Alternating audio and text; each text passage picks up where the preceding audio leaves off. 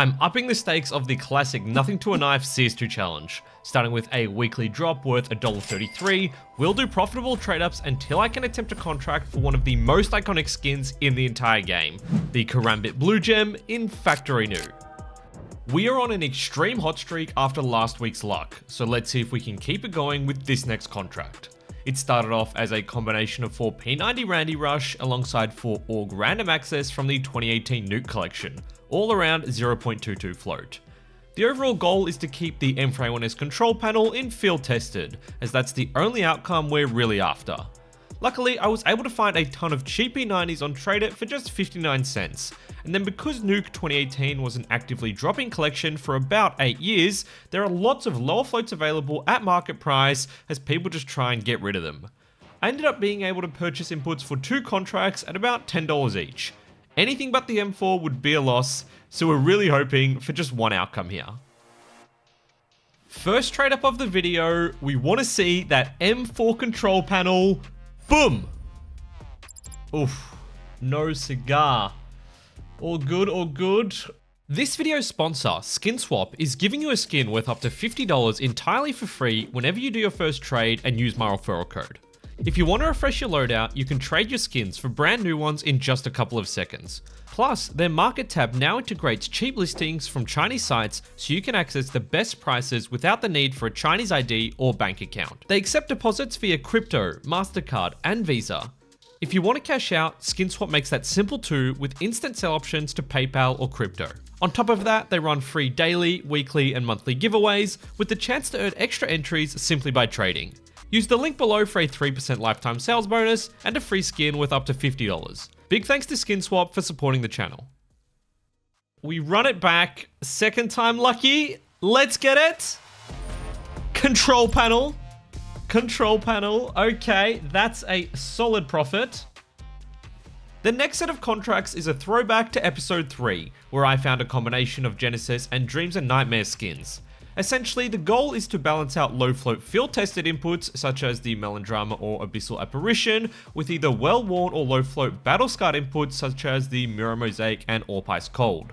That way, we keep all of the outputs in field-tested, and out of the 4 possible results, only 1 is in the red.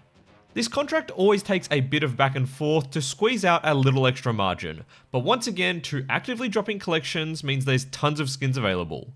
We've now got 2 trade ups that look something like this, roughly $50 worth of inputs and an average profit of just under $7. However, we don't actually lose much even if we hit the M4. Anything but the full throttle is good here. Let's see it. MP9, MP9, very nice. Back-to-back MP9s, okay. I think we did that a couple of episodes ago actually from memory. Instead of trying to find an entirely new contract for our next trade up, I decided to simply swap out the Genesis collection skins with ones from the Dead Hand collection instead. I figured since both use the full 0 to 1 float ranges, it might also be profitable with the combination we've already been running. And indeed, my theory proved correct. So for the next couple of contracts, they look something like this.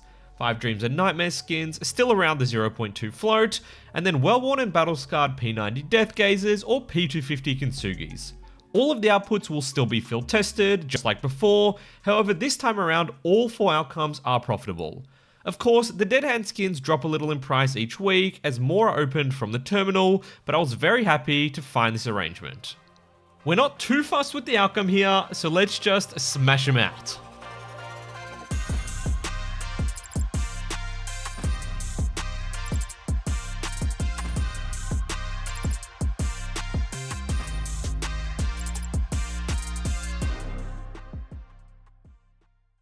Moving on, and our next contract is going to be the most expensive one yet. It started out as a combination of 3 StatTrak Wild Childs under 0.13 float alongside 7 G3SG1 Fluxes in well-worn. And whilst the Revolution Collection skins tend to be quite cheap and are therefore popular filler skins, it can actually drag down overall ROI since the Revolution outputs are also quite cheap. For instance, you can see here that when using the UMPs, we would lose roughly $80 on both the Tomukau and Headshot, and the overall ROI is sitting at 112%. However, as I played with a couple more options, I eventually settled on the KO Factory UMP instead, which is from the Fever case. Now the contract is $5 more expensive, however we've decreased the overall variance, as if we hit the print stream we'd only lose $38 instead of $80 like the Tamu cow. And yes, we'd still lose $75 on the bad trip, but that's still better than $84. And the knock-on of this is that ROI has also increased by a few percentage points to 115. So it's always worthwhile testing out different filler collections, as sometimes spending a little more can actually yield better odds. This is the most expensive contract of the entire series so far. We are praying for that USPS kill confirmed. Come on, Gaben, give it to me. That sounds far too sexual. Let's I'm just gonna leave it in the video. It's fine. In 3, in 2, in 1.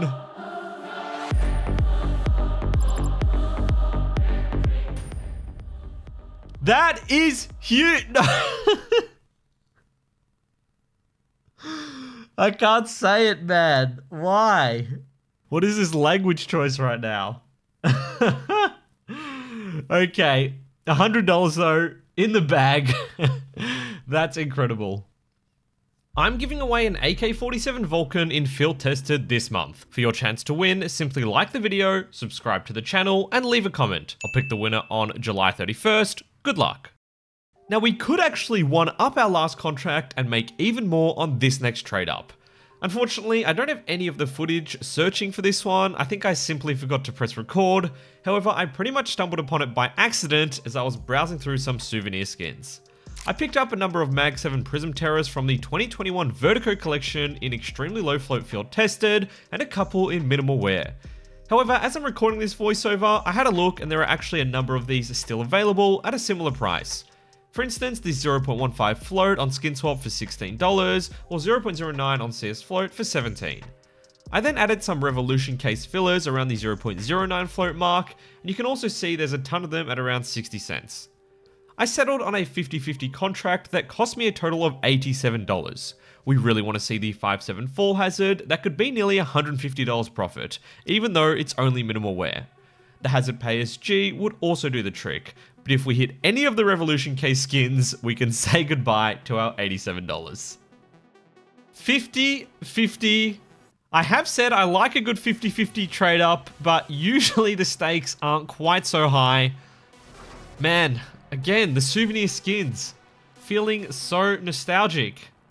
The skin is actually pretty cool though. Too bad it's on a Mag 7. Anyway, if we don't hit one of those Vertigo skins, we pretty much lose it all. So, can we keep it going? Let's see it.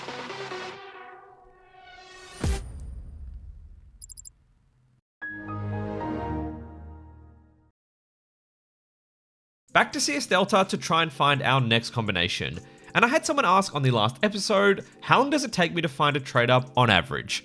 And honestly, it's quite a tricky question to answer. Sometimes I go onto one of the sites, the floats required are easily available, and it takes me 5 minutes. Other days, I spend over 2 hours without finding a single one.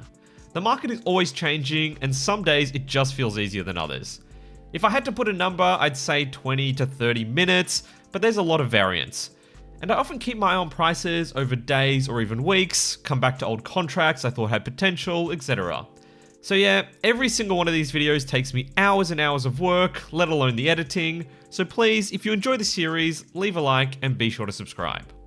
With that out of the way, I came across this contract on Trade Up Lab.